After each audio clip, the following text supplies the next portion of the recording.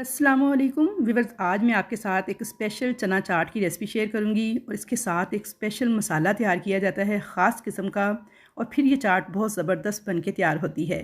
इसके अंदर क्या होता है कि अक्सर जब हम घर पे ये चाट बनाते हैं तो वो रूखी रूखी सी बनती है, सॉसी नहीं बनती, ग्रेवी उसमें बिल्कुल भी नहीं बन पाती। तो ये ग्रेवी वाली सॉसी किस्म की चाट बन के तैयार होगी और बहुत ही बेहतरीन इसका टेस्ट होता है।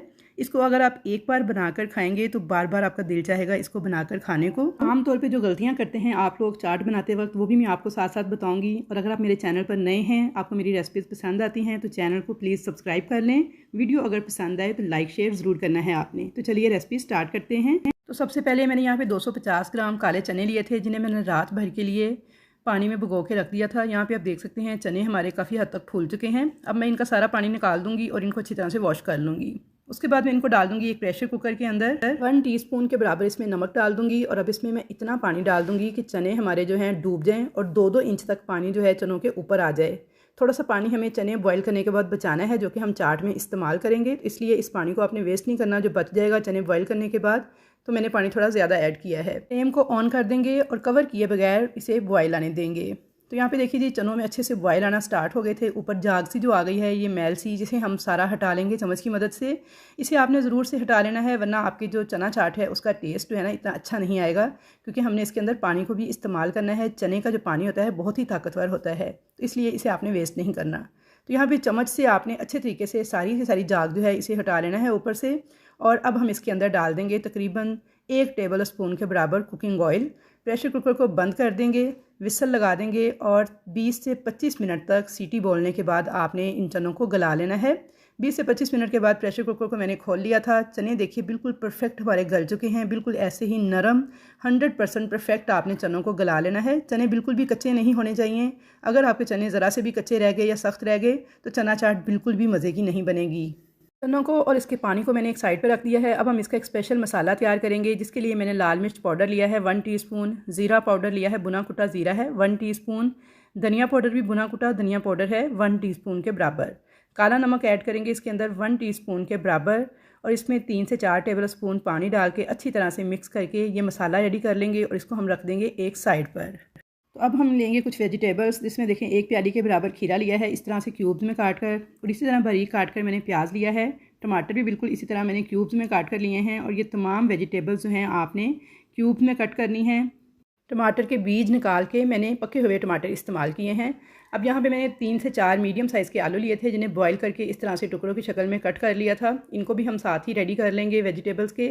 चलिए अब हम बनाना शुरू करते हैं इस मज़ेदार चाट की ग्रेवी और मसाला। एक कढ़ाई के अंदर लेंगे 3 टेबल स्पून कुकिंग ऑयल और इसमें 1 टीस्पून साबुत सफ़ेद ज़ीरा डाल के इसे हल्का सा क्रैकल कर लेंगे। जलाना नहीं, बस इसे हल्का सा क्रैकल करना है।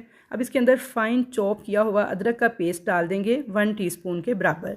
बिल्कुल हल्का सा गोल्डन कलर आने पर हम इसके अंदर हाफ़ टी स्पून अजवाइन ऐड कर देंगे और साथ ही मसालों वाला जो पेस्ट हमने रेडी करके रखा था वो भी इसमें ऐड कर देंगे। फ्लेम को लो ही रखेंगे और 1 मिनट तक इसको हम भून लेंगे, यहाँ तक कि मसाले जो हैं अच्छी तरह से भुन जाएँ और ऑयल जो है इसका सेपरेट हो जाए। जब इस तरह से भून के आप इस चना चाट को तैयार करेंगे तो बिल्कुल भी कच्चापन नहीं लगेगा आपको, मसाला जो है हलक को नहीं लगेगा।